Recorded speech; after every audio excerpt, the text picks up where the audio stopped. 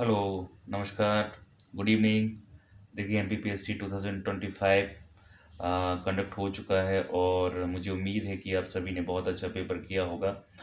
आज हम इसकी कट ऑफ के बारे में बात करेंगे। एक एनालिसिस है, एक्सपेक्टेड कट ऑफ क्या हो सकता है। तो सबसे पहले देखिए, कट ऑफ के लिए जो कारक प्रभावित करते हैं उनमें सबसे पहले आता है कि नंबर ऑफ पोस्ट इस एग्ज़ाम के लिए कितने हैं। नंबर दूसरा आता है कि कैंडिडेट कितने अपीयर हुए हैं, और तीसरा है कि एग्ज़ाम का स्टैंडर्ड कैसा था। तो सबसे पहले तो पोस्ट, आप सभी को पता है कि पोस्ट कम ही थे, कम है, मतलब 150 के आसपास पोस्ट हैं टोटल।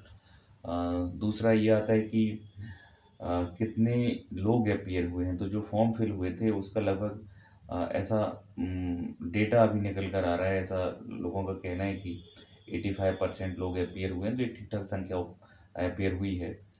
दूसरा आता है कि तीसरा ये यहाँ पर है पार्ट की एग्ज़ाम का स्टैंडर्ड कैसा है। एग्ज़ाम का स्टैंडर्ड जो पिछले आप एनालिसिस करेंगे 3-4 सालों में वही है, कोई चेंज नहीं हुआ है।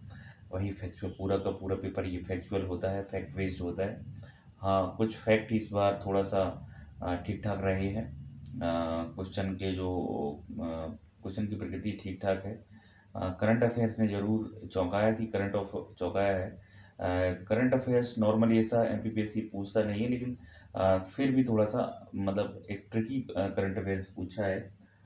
ऐसे डेट से इस तरह के फैक्ट पूछे हैं जो नॉर्मली नहीं पूछता है। ये देखने वाली बात है। बाकी पेपर सेम है, कोई बहुत ज़्यादा चेंज इसमें देखने को नहीं मिलता है। तो हाँ, फर्स्ट जो यूनिट है उससे भी ठीक ठाक क्वेश्चंस रहे हैं नॉर्मल। थोड़ा सा पिछले अगर हम देखेंगे 24 का जो पेपर हुआ था और 23 के जो हुए थे उससे थोड़े से ऊपर लेवल का ये पेपर था। बहुत ज़्यादा चीज़ नहीं था। हाँ, एक बात अच्छी है कि इस पेपर में आप जब मैं देख रहा था कि गलत या एरर वाले जो क्वेश्चंस है वो आपको नहीं मिलेंगे। ये हो सकता है एक या दो अगर सवाल कोई हो आपको लग रहा हो, लेकिन इस पेपर में एक ये अच्छी बात आई कि इसमें जो रॉन्ग क्वेश्चंस होने की या संभावना होती थी वो बहुत कम है। तो आप देखेंगे कि जब ये आपके पास आंसर की आएगी आयोग की, तो उसमें 2 आंसर होने की संभावनाएँ बहुत कम होंगी। तो 1 या 2 ही सवाल होंगे, वो भी इससे जो सूचना प्रौद्योगिकी का पार्ट होता है उससे इंफॉर्मेशन टेक्नोलॉजी का जो पार्ट है उससे रिलेटेड जो क्वेश्चन हो सकता है उसमें हों। बाकी मुझे नहीं लग रहा है कि किसी क्वेश्चन में इसमें 2 आंसर होने की संभावना है। तो ये आयोग की जो पहल है वो ठीक-ठाक है कि पेपर उन्होंने एक ठीक-ठाक इस तरह से बनाया है। लेकिन जो पैटर्न जो फ़ॉलो करते आए हैं एमपीपीएससी वही है, उसमें कोई चेंज देखने को नहीं मिला है। कट ऑफ 80 फ़ीसदी रहने की संभावना है।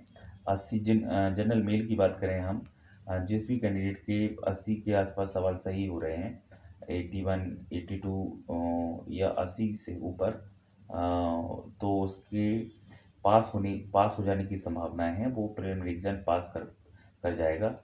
ये जनरल मेल का ऐसा मेरा मानना है कि उससे कम नहीं जाएगा, क्योंकि पोस्ट कम है। जनरल मेल के लिए 25-30 पोस्टें ही हैं इस एग्ज़ाम के लिए, तो कट ऑफ इतने ही रहने की संभावना है। 80 क्वेश्चन अगर आपके सही हो रहे हैं और आप जनरल मेल में आते हैं तो आपको मेंस लिखने का मौका मिलेगा।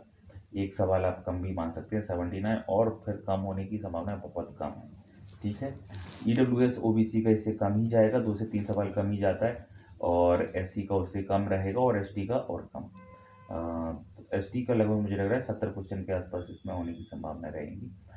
तो हालांकि ये बात बहुत विचारणीय है कि 80% अगर कट ऑफ जा रहा है तो ये एक चिंतनीय बात हो जाती है कि स्टेट सर्विस एग्ज़ाम के लिए इतने कट ऑफ जा रहा है। और दूसरी बात, हालांकि पोस्ट भी कम है। खैर, जो भी कैंडिडेट 80 सवाल सही हैं वो सब मेंस के लिए आगे बढ़ें, और जिनके नहीं हैं वो भी चिंता मत करिए, 2026 के लिए प्रिपेयर करिए, अपना मेंस अच्छा कीजिए। स्टेट सर्विस एग्ज़ाम्स के लिए, किसी भी सिविल सर्विस एग्ज़ाम में सबसे महत्वपूर्ण जो कड़ी होती है वो मेंस एग्ज़ाम ही होता है। प्रिलिमिनरी एग्ज़ाम का अस्तित्व शून्य है। अगर आप 50 प्री भी दे लीजिए, और अगर आपके प्रिलिमिनरी आपका मुख्य परीक्षा अच्छी नहीं है, मुख्य परीक्षा पर आपने वर्क नहीं किया है, तो उसका अस्तित्व शून्य हो जाता है। आपकी मेहनत बेकार चली जाएगी। तो अगर आप का पेपर खराब हुआ है, बिल्कुल बिल्कुल भी टेंशन मत कीजिए, आराम से सोइए। अगर इस एग्ज़ाम को आगे कंटिन्यू करना चाह रहे हैं, स्टेट सर्विस एग्ज़ाम्स के लिए किसी भी राज्य की जो स्टेट सर्विस एग्ज़ाम होते हैं, उनके लिए तो सबसे पहले उस एग्ज़ाम का सिलेबस लीजिए और मेंस के लिए तैयार करिए।